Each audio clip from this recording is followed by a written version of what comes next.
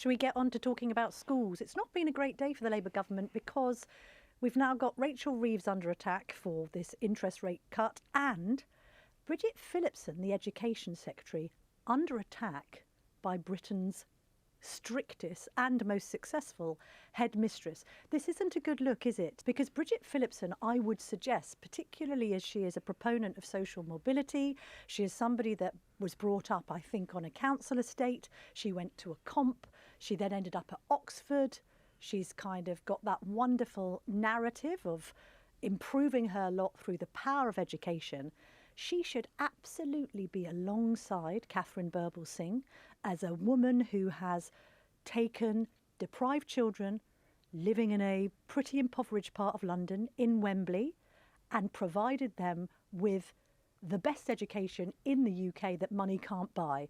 We've literally got results for the Michaela Academy that are on a par with Eton's. So this head teacher is an absolute, I think, kind of beacon and bastion for what is great about state education in this country, but they've fallen out.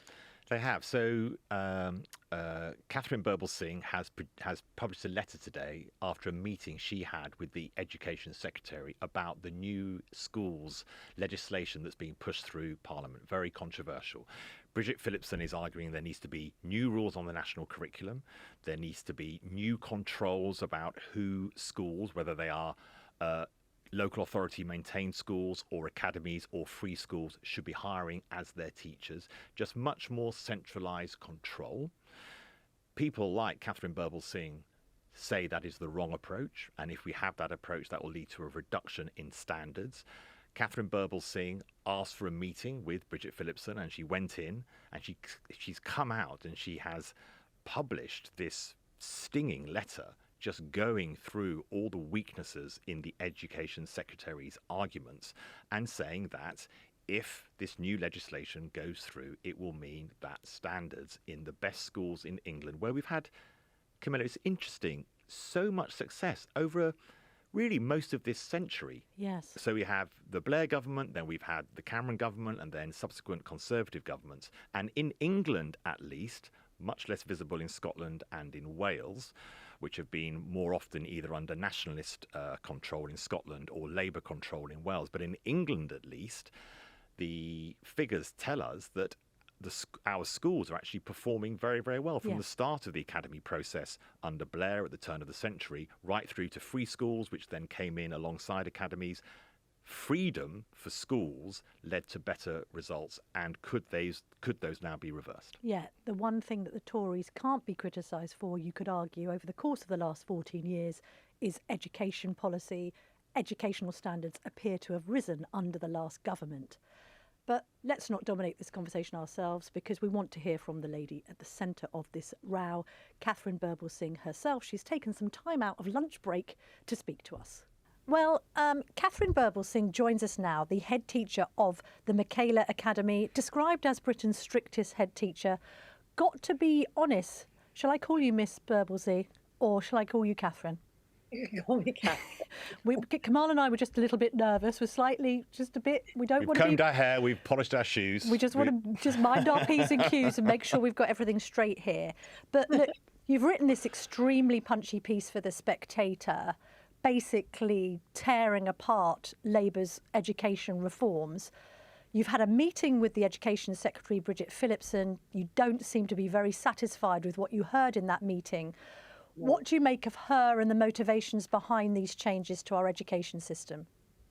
Well, it's what I say in my open letter to her, which is that, and as I explained actually at the meeting, it was the one question she asked me that she seemed to be, where she was genuinely interested, which was, why are you calling me a Marxist? She said that at the end. And I said, because the entire meeting is just infused by these Marxist ideas and your whole approach to education. And what I mean by that is she wants to return the freedoms that currently school leaders have back to the government. So she believes in the power of the state over the power of individuals in their schools, individual teachers and school leaders making that difference, because they're able to tailor whether it's the curriculum, the uniform, the way in which they hire teachers. We tailor that according to the challenges that are presented to us. And my school in inner city Wembley is not the same as schools in the Cotswolds or a school in the Lake District or a school in Hull. Obviously, we all have different challenges. We have different buildings. We have different challenges with staffing. And the idea that we're all exactly the same and that it should be made exactly the same across the system, which is what she is going to do, will actually destroy us. The key thing that your listeners need to know is that while Bridget Phillipson is currently saying she loves academies, and she has to say that because academies are what have improved the education system exponentially over the last decade and a half, to the point where we have internationally people come. We get them here at Michaela, 800 visitors every year coming to see what we do, and not just here, but also throughout the country, because our results have so risen internationally. What England has done is extremely impressive. It's thanks to the academies. So she's not able to deny the academies' success. So she says she loves them. But on the one hand, she's saying she loves them. With the other hand, she is taking away our freedoms. And the freedoms that academies have it's what makes us into academies. You take away our freedoms and we are just ordinary schools. And so she's pretending to love them. And I could tell in the meeting, every time she said the word academy, she'd screw up her face because she doesn't like academies. And actually, if you look at her voting record, you'll find that she's always voted against them. Take us through the meeting itself. You went through and asked her for examples of good schools that she could give you the evidence on to say, actually, the way you're doing it is wrong and the way I think we should do it is right. What went through, what happened when you asked her for examples of what she thought was a good school? Well, I was asking her really, which of the top schools have you visited? Because obviously they're doing really well. I'm presuming as Education Secretary, you come in, you want to go and see various schools that are doing really well to find out what are the ideas that they're implementing, what are their techniques, etc. She couldn't name a single school that was one of the top schools that she'd been to. She said she wouldn't talk about the individual schools. So I said, okay, well then tell me the ideas. What have you seen in the schools? What techniques? She couldn't say. You know, I'm at a loss. I don't understand. She doesn't want to come and see Michaela. I've invited her several times now to come and see Michaela, and she won't take me up on that. When my deputy was talking about the fact that last year, in terms of the GCSE grades that we got 52% nines. Eton got 53% nines. So we've done a really great job of getting our kids the kinds of qualifications which might allow them to compete with the boys at Eton. You would think, just out of curiosity, she'd say, tell me about that. Tell me more. What did you do? What do you think the top 3 things were that made it so that you could achieve such great results? She never asked us a single question like that because she's not interested. That's why she hasn't been to visit the top schools. She said, it's a matter of public record, the schools that I've been to. Well, I looked for the public record. There's no record of what schools she's been to. I presume if she'd been to the top schools, she would say so. She didn't say. Catherine, yes. We're interested. I really want to know, what are the top 3 things that has made Michaela so successful over the years? Okay, that's a good question. So one thing is the values of the school. We very much have a sense of belonging to the school and belonging to our country, where multiculturalism can really succeed here. Across racial and religious divides, the children are friends. There is no divide here. We all eat lunch together like a family. We have what's called a family lunch. The children serve lunch to each other. They pour water for each other. They clean up after each other. And it's very much like a family. That's why we call it family lunch. We're very much believers in teaching British history, and we have our British flag outside. And the children all share together. Now, that is partly also thanks to our rituals. We sing God Save the King in the morning at assemblies. We also wear a uniform that we're very proud of, and it makes a real difference to us. Right now, with this bill that's going through, Bridget Phillipson wants to reduce the opportunity that schools have to have more than 3 branded items. Now, obviously, you don't want to have too many branded items, but there are certain items that you really must brand, and it would take me a long time to explain why. It's broken windows theory. We have 800 guests that come and visit us every single year from across the world. And just now, I was just downstairs with the guests now, and they'll say to me, I'm in a school where we're struggling more with behavior. What do we do? And I always say, start with uniform. Just like New York did with the subway cars, removing the graffiti, uniform, broken windows theory, that's what you do. And having branded items, just like all of the top schools, I looked at them before we went to the meeting. My deputy pointed out to her that all of the top schools have got 5 or 6 branded items. There's a reason for that. If all of the top schools do it, it's for a reason. But she says she knows better than us. She said, no, I just disagree with you. It's not necessary, and therefore I'm doing this. And I was saying, but we're trying to explain to you. You know, if all the top schools do this, don't you think there's a reason why? I said, do you think we just hate poor kids? You know, what I find unbelievable is I've been doing this for 25 years. My whole life has been dedicated to working in the inner city with deprived communities. I have now got a school here, 10 years on the go. We've had the top Progress 8 for the last 3 years. It's never been done before. We're competing with Eton for their results, with children who frankly didn't get into the local grammar schools. We get 800 visitors a year, but one of those visitors is not going to be Bridget Phillipson because she's not interested in what we do. I just find it so disappointing. Now, Katharine, I think that was values and uniform. Is that one or two? Are there a couple of others just to answer Camilla's question? Because as we're both parents here, we're just very interested in what makes a good school. So you've done sort of 1.5. What are the other 1.5? So the uniform, that's directly attached to behavior. You've got to attach. First, you start with uniform to turn your school around, and then that will change your behavior systems. But you have to then continue with behavior so that you're. You know, I'm named the strictest headmistress in Britain. That doesn't mean I walk around with whips and chains. It means you love the children to keep your standards high enough for them. And you have the children buy into the school through the values of the school that I was talking about. And then you deal with behavior. And then there's the teaching methods. So the teaching and your curriculum, which again, so what Bridget Phillipson is doing at the moment, she's pushing through a bill that's going to force us all to obey whatever it is she says the national curriculum is going to be, because they're currently reviewing the national curriculum. That review has not come out yet, but this bill will force us to lose our freedoms, to tailor the curriculum to our kids as we see necessary as school leaders. And then later, she's going to tell us exactly what's going to be in that curriculum. It's wrong. It's the wrong way around. She should be asking us. She's not even telling us what she's planning on doing. Now, the teaching methods and your curriculum are key. For me, I would say, standing at the front, desks in rows, well, we are more traditional. And I recognize that not everybody necessarily wants the traditional approach that we offer. I recognize that other school leaders will want to do something different. And that's the point. School leaders know what's best for their intake and best for their families.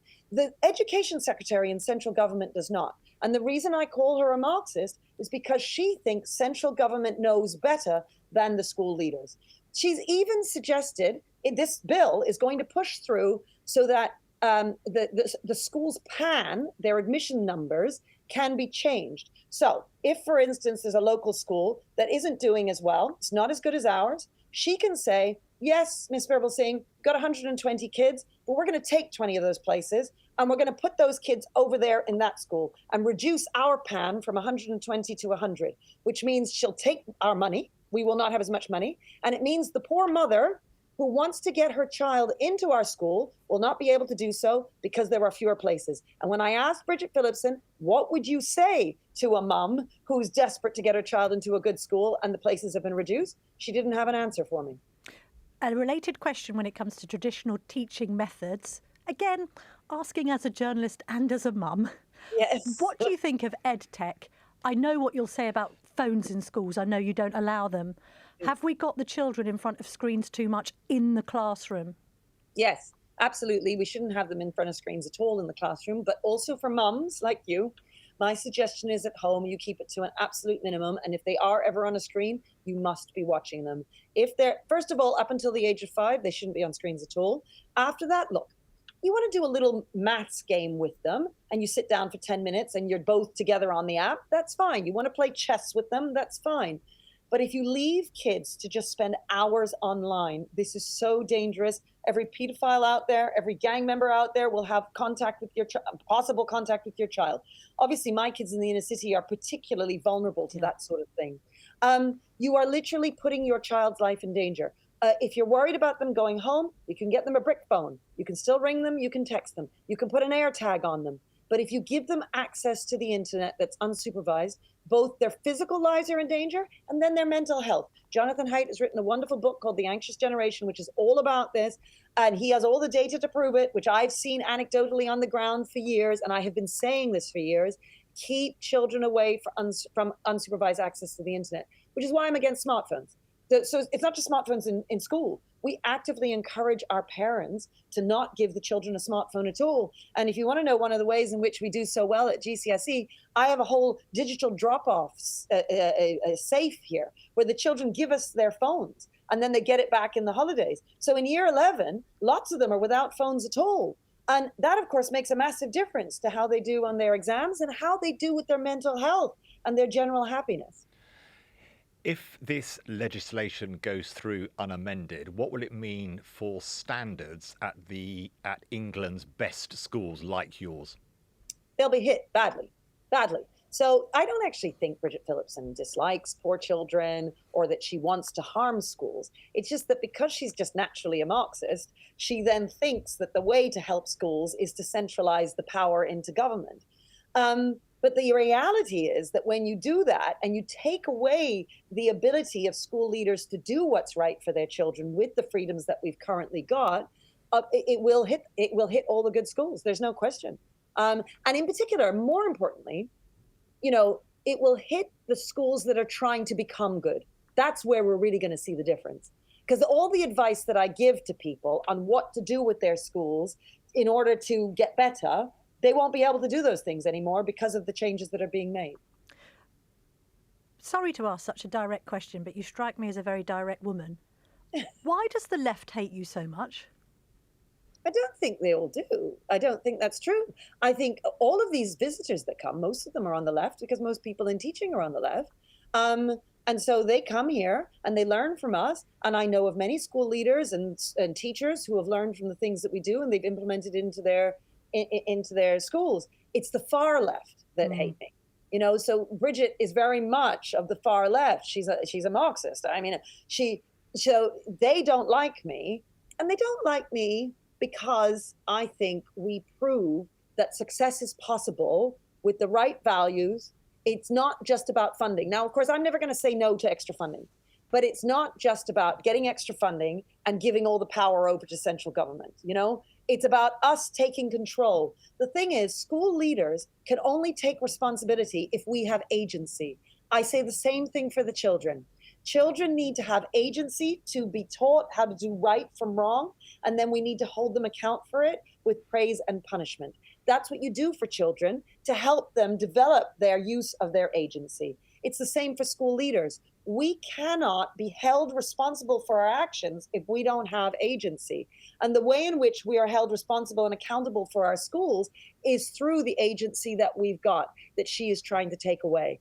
And I just think those who are on the far left, they don't believe in people having agency. They don't want the mums to have the opportunity to be able to choose the right good school for themselves. She's recently cut funding for the Mathematics Advanced program. In the middle of the year, she's halved their money. So with the Mathematics Advanced program, they have 50% more kids now are taking A-level maths, thanks to them, and they train maths teachers. So we will have fewer maths teachers now that their funding has been halved. The people running it are up in arms. She's also cut money, totally taken all funding from the Latin for Excellence program. I don't teach Latin, so I have no dog in this fight for Latin. But I know that there are schools in deprived areas in the north offering Latin to children at state schools to help them compete with the boys at Eton. And she has taken their money halfway through the year. It doesn't. Why would you do that? I don't understand it. That one I just don't understand. It sounds like, as you say, they are trying to centralise control step by step.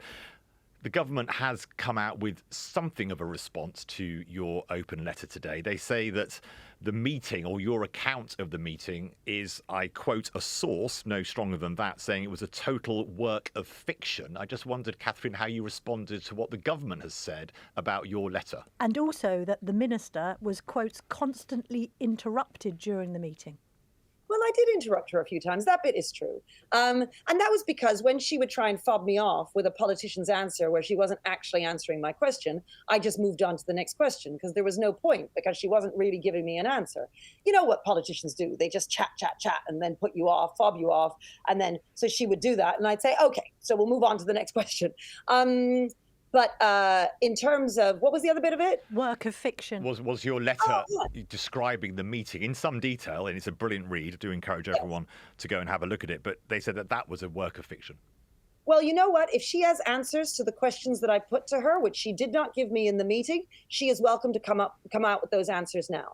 If it is the case that she thinks that what I'm saying about her voting record on academies is wrong and that she's always been pro academies, she's welcome to come out and prove to everybody that her voting record is not representative of the actual truth of her history. She says to me that she loves Michael Gove and that he's a hero of hers. I then contacted Michael Gove and asked him. He said he's never talked to her about anything. In the days when he was bringing out his reforms and having schools turn into academies, was she going up to him and cheering him on? Absolutely not. What I'm saying is that she is not telling the truth when she says that she is pro academies. All of the questions I've just asked about curriculum, she talked about the floor. I said to her about the curriculum, I said, okay, so you're going to change up you're saying about the curriculum, and we shouldn't have the right to be able to tailor the curriculum according to our kids. And she said, well, I'm just talking about a floor and not a ceiling. And I said, so, okay, the floor of a core curriculum, you're saying schools don't match. Name me one school that doesn't match that floor of giving kids a core curriculum. She couldn't name one. If she can name one, please do, Bridget Phillipson. You're saying I'm making this up? Please name the school that's not giving kids the floor of a core curriculum. She couldn't name it because there's no such thing as one, right? So it's not just what happened in the meeting. I have the proof. Her voting record is the proof. The fact that these schools don't exist, there's the proof. She couldn't name the schools that she went to visit that are Get Top Progress. Well, start naming them, Bridget. You say that I didn't invite you to Michaela. I've now invited you 3 times. Come and visit us then, Bridget. I'm open. Come. If you tell me what I'm saying isn't true. We'll come with you if that happens. We'll come with you. Can I just ask you just one detail? Doing our research this morning, and forgive my ignorance certainly, the training of teachers, the new legislation is saying that teachers should be at least on the route to an official qualification in teaching. Now, as a parent and I admit, somewhat ignorant of how to create the best teaching environments. That seems to me to be sensible. Is that, again, something is there anything in the bill, frankly, like that you do support? No. Okay, tell me why. Tell us why. Okay, because let me give you an example. I find it very difficult. And so different schools are different, right? Our particular experience is that we found it very difficult to find music teachers. For 3 years, I had a head of music who was absolutely brilliant. She was the wife of one of my maths teachers. She had been a lawyer. She was not a qualified teacher. I hired her. She spent 3 years with us. She would never have come to teach with us if she'd had to get a bureaucratic stamp on a certificate in order to do so. She revolutionized what we do in music. She did a brilliant job. And then she went off with her husband, and she's now a stay-at-home mom with her children. Now, I would never have been able to employ her with this new bill. My current year 11, he used to be in the army, absolutely fantastic. Again, I would not be able to have him taking my year 11s through, and he's been with them for years, doing that if he'd had to have this bureaucratic stamp on a piece of paper. The thing is that we train our teachers here, and we obviously train them very well because we are the top performing school in the country, okay? But just because we don't have the accreditation from a bureaucratic stamp does not mean that we don't know what we're doing. So you see, my way of thinking, well, how is it that you would hold schools to account? You don't hold schools to account with bureaucratic stamps that come from central government. You do it by opening up your doors as we do, people come in and see, and giving parents choice. That is how you hold schools to account. She has a Marxist way of looking at these things, where bureaucracy is what she wants to impose on schools in order to hold us to account.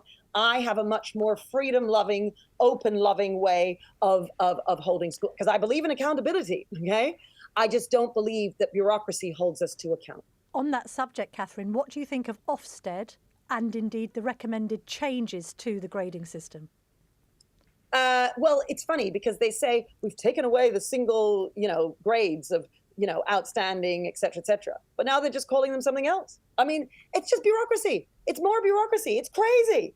I mean, the amount of bureaucracy from the curriculum changes, the Ofsted changes, the PAN changes, the teacher training changes, the work that she is going to cause across the profession. She has no idea. And I don't think she cares. I mean, and time taken away from the classroom is time taken away from standards, right? We will not raise standards if we are all busy stamping pieces of paper and filling up her bureaucratic demands. But in general, are you supportive of Ofsted as the regulator for schools and the way it operates? Oh, I see. No. So I do think there needs to be a lot of reform there, not the reform that Bridget is suggesting. Katharine, I'm intrigued because I find your job absolutely fascinating, but also kind of frightening in equal measure, not just handling such a large number of pupils who've all got their different needs and quirks and wants and desires, but also handling the parents. Yes. Apart from the Labour government and changes to education systems, what's the sort of biggest everyday challenge you face in your role? Oh, I don't know. There's a million challenges. It's the best job in the world, I tell you. Well, teaching is the best job, and being a headmistress is sort of second best. I love it, but I do miss being in the classroom with the little lovelies. I get to go and watch their little presentations at lunch and things, but there's a relationship that you have with the children when you're a teacher and when where you're their form tutor, where they, by mistake, instead of calling you miss, they call you mum. It's just the loveliest thing ever. But being a headmistress is also brilliant because you get to form a real sort of family amongst the children and the staff. You watch I feel like my kids are the staff, because they're 23, 24, 25, and then you help them develop into these amazing teachers. And it's a real privilege and an honor to have families place their children in our hands for us to look after and help them raise them. It is really, working in a school is the best job you could ever have. Katharine Birbalsingh, we'll let you get back to being Britain's strictest and most successful head teachers. Thank you so much for joining us on the Daily Tea. Well, Camilla, there is somebody who knows her arguments and has real passion. What a great thing to see somebody like that helping so many young people flourish. She talked about that advanced maths support program. I wrote about this in my column earlier this week. A friend of mine who teaches on that course, he's a maths expert and a problem-solving expert. He's written about it. He's one of the country's leading authorities on these such necessary skills for 2025. And the government has cut the funding, and he no longer will have that role for young people.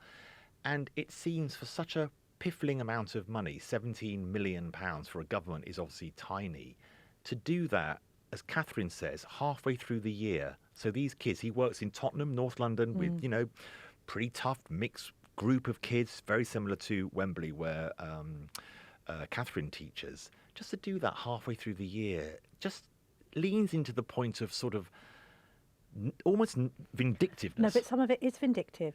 I'm sorry, but the part of the private schools' VAT policy is just vindictive.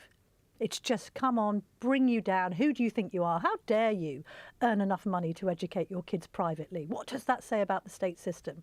In many cases, people are trying to make ends meet to do it because they do not have adequate state schools in their area. Fair play to her. I don't know, slightly got a girl crush on her now because I just like the honesty with which she expresses her views, but also the passion. That woman is fueled by a kind of unwavering desire to make sure that children who would otherwise not be given good educational opportunities have opportunities and literally just grasp them with both hands. That statistic that she cites there, considering the demographic that she is dealing with, that she gets 52% of nines, can we just reflect on how hard that is for a school to achieve? 9, that is the highest mark that you can get. It's the equivalent of not just an A star, but an A star star. It's absolute excellence. And she's saying that more than half of her pupils at GCSE years get that mark compared to people who are paying hundreds of thousands of pounds on Eton education. I think she's awesome. I have so much more confidence in her knowing what is best for schools than Bridget Phillipson, who I do agree, And I know some might bristle at the constant references to her being a Marxist, but she is absolutely fueled by ideology and not practical knowledge of what she's legislating for. And that's hugely problematic. And as she said, there are two different types of left. It should never be forgotten that academies were introduced by Tony Blair. There is a strand, though, of the left that has never agreed with non-local authority or state-run schools, that the central experts are the people who should set policy for schools. They don't like market freedoms. But is that a union-driven thing? I think there is also a mentality. It's philosophical. It's a political ideology that if you allow for markets, that means there are unequal outcomes. It means that schools won't do the same for all children. It's this idea that there should be equal outcomes, not just equal outputs. I think the difference between Katharine Birbalsingh and Bridget Phillipson. Bridget Phillipson thinks she has a solution to the inputs to schools. This is what they should do. Katharine Birbalsingh is focused on the right side of this debate, which is what are the outputs, i.e. what does the school achieve? And as long as it is achieving the outputs, it should be left alone. I was thinking when I was listening to this, it's all very well giving somebody like you autonomy because you're brilliant. What about bad leaders of academy schools? That's Bridget. I think that's where Bridget Phillipson would answer. But it's always pull down to the lowest common denominator rather than emulate excellence. That's always my problem with socialism. Let's drag everyone down. No, pull everyone up.